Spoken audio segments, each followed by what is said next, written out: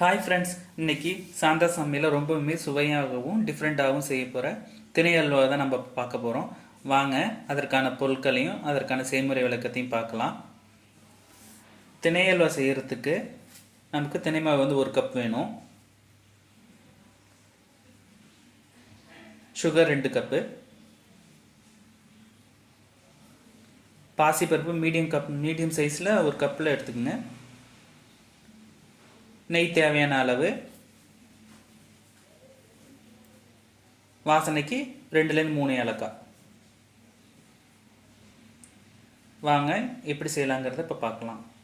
ஸ்டவ்வில் ஒரு கனமான கடாயை வச்சுக்கலாம். கடாய் நல்லா சூடாகட்டும். சூடானதும் 1லேருந்து 2 ஸ்பூன் அளவுக்கு நெய் சேர்த்துக்கலாம். நான் வந்து திணை மாவாகவே வச்சுருக்கேன். உங்கள்கிட்ட திணையாகவே இருந்துச்சுன்னா அதை நல்லா லைட்டாக வறுத்துட்டு அதை மிக்சியில் போட்டு பொடியாக்கிட்டு அதை எடுத்துக்கோங்க. நான் 1 கப் அளவுக்கு மாவு எடுத்திருக்கேன். ஓரளவுக்கு ப்ரௌனிஷாக வர அளவுக்கு நம்ம வறுத்துக்கணும். அதை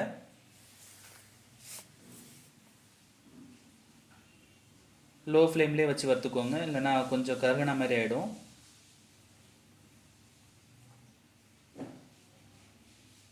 பாருங்கள், பொன்னிறமாக வந்துடுச்சு. இப்போ நம்ம அதை ஒரு பிளேட்டில் எடுத்து வச்சுக்கலாம். அடுத்து அதே கடாயில் 2 கப் அளவுக்கு சுகர் எடுத்துக்கலாம். நான் மாவு எடுத்த அதே கப்பாலேயே 2 கப் அளவுக்கு சுகர் எடுத்துக்கிறேன். உங்களுக்கு இன்னும் அதிகமாக சுகர் தேவைப்படுதுன்னா 2.5 கப் வரைக்கும் எடுத்துக்கலாம். 1 கப்புக்கு 2 கப் சுகருங்கிறது தான் கரெக்டான ஸ்வீட்னஸாக இருக்கும். 1 டம்ளர் தண்ணி இது கூட சேர்த்துக்கிறேன், 100 ml அளவுக்கு. பாகு வந்து நம்ம கம்பி பதத்துக்குலாம் இருக்கணுங்கிற அவசியம் இல்லை. சுகர் கரைஞ்சி வந்தால் போதும் நமக்கு. அது நல்லா கரைஞ்சி வரட்டும். அடி பிடிக்காமல் இருக்க கொஞ்சம் கொஞ்சம் கிளறி விட்டுக்கலாம் நம்ம.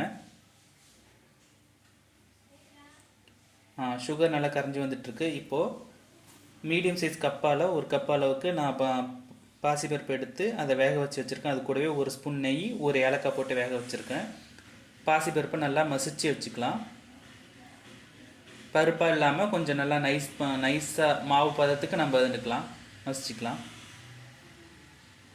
இது மாதிரி மசிச்சுட்டு அது கூடவே நம்ம வறுத்து வச்சுருக்கிற மாவையும் அது கூட சேர்த்துக்கலாம். திணை மாவு சேர்த்ததுக்கப்புறம் நல்லா கிளறி விட்டுக்கலாம். பருப்பும் மாவும் நல்லா மிக்ஸ் ஆகி வரட்டும். எல்லாத்தையும் நல்லா மிக்ஸ் பண்ணி விட்டுட்டு 1 டம்ளர் அளவுக்கு, அதாவது 100 ml அளவுக்கு தண்ணி இது கூட சேர்த்து மறுபடியும் நல்லா கிளறி வச்சுக்கலாம். 1 டம்ளர் சேர்த்துக்கலாம். இப்போ கிளறும்போது நல்லா கட்டியே இல்லாமல் நல்லா கிளறி எடுத்து வச்சுக்கணும்.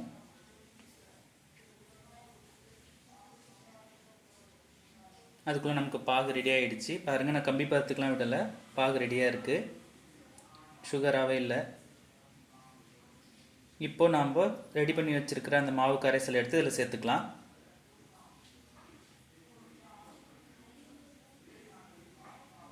லோ ஃப்ளேமில் வச்சுட்டு மாவு கரைசல் சேர்த்துக்கோங்க. மாவு சேர்த்ததுலேருந்து நம்ம கிளறிக்கிட்டே இருக்கணும், இல்லைன்னா அடி பிடிச்சி போயிடும்.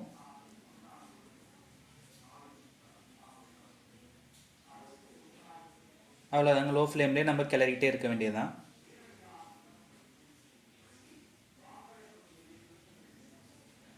பாருங்கள், கட்டி இல்லாமல் நல்லா நமக்கு நல்லா சுண்டி வருது. இனி தண்ணி சுண்டுற அளவுக்கு நம்ம கிளறிக்கிட்டே வர வேண்டியதுதான். இப்போ இந்த பதத்தில் நான் கொஞ்சமாக உப்பு சேர்த்துக்கிறேன். சுகரோட டேஸ்ட்டு தெரியணுங்கிறதுக்காக. இது ஆப்ஷனலாக உங்களுக்கு வேணால் நீங்கள் சேர்த்துக்கோங்க. பாருங்கள், நல்லா வந்து தண்ணியில் இறுகி சுண்டி நமக்கு வந்து கொஞ்சம் அல்வா பார்த்து வந்துகிட்டே இருக்குது. நான் கலர் பவுடர் சேர்க்கல, நீங்கள் வேணால் சேர்த்துக்கோங்க. நல்லா இது மாதிரி கெட்டி பதத்துக்கு வரும்போது 2 ஸ்பூனாக நம்ம நெய் சேர்த்துக்கணும். 8லேருந்து 10 ஸ்பூன் நெய் சேர்த்து கிளறிக்கிட்டே இருக்கணும். கொஞ்சம் கொஞ்சமாக 2 ஸ்பூனாக சேர்த்து கிளறுங்க. பாருங்கள், நல்லா கெட்டி பதத்துக்கு வருது. இது கூடவே நான் 2 ஏலக்காய் சேர்த்துக்கிறேன். ஆல்ரெடி பருப்பு கூடவே நான் 1 ஏலக்காய் சேர்த்ததுனால இங்கே 2 தான் சேர்த்துக்கிறேன். அடுத்து ஒரு கடாயில் கொஞ்சமாக நெய் சேர்த்துட்டு முந்திரி திராட்சையெல்லாம் நம்ம வறுத்து எடுத்துக்கலாம். நெய் நல்லா சூடேறிட்டு இருக்கு. நெய் சூடாகிடுச்சு. இப்போ நம்ம முந்திரி பருப்பை வறுத்துக்கலாம். லோ ஃப்ளேமில் வச்சு முந்திரி பருப்பை பொன்னிறமாக வறுபடட்டும்.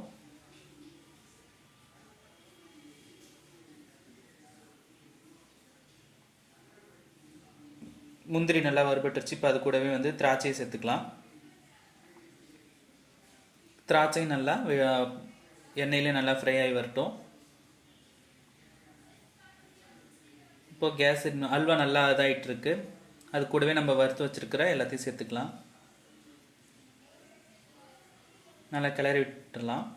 அல்வா பார்த்துக்கு வந்துருச்சு பார்த்தீங்களா? எல்லாத்தையும் சேர்த்துட்டு இப்போது ஒரு பிளேட்டில் கொஞ்சமாக நெய் சேர்த்து நெய் தடவி வச்சுருங்க பிளேட்டில். இப்போ நம்ம ரெடி பண்ணி வச்சுருக்க அல்வாவை அதில் சேர்த்துக்கலாம்.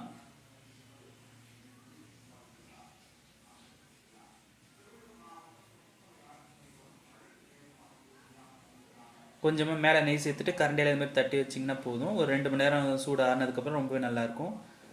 அவ்வளோதாங்க, சுவையான திணை அல்வா ரெடி. இதில் வீட்டில் செஞ்சு பார்த்துட்டு கமெண்ட்டில் எங்களுக்கு இதை சஜஷன் சொல்லுங்கள். இந்த வீடியோ உங்களுக்கு பிடிச்சிருந்தால் லைக் பண்ணுங்கள், சப்ஸ்கிரைப் பண்ணுங்கள், மறக்காமல் பெல் பட்டனை கிளிக் பண்ணி வச்சுக்கோங்க. மீண்டும் அடுத்த வீடியோவில் சந்திக்கலாம். தேங்க்யூ.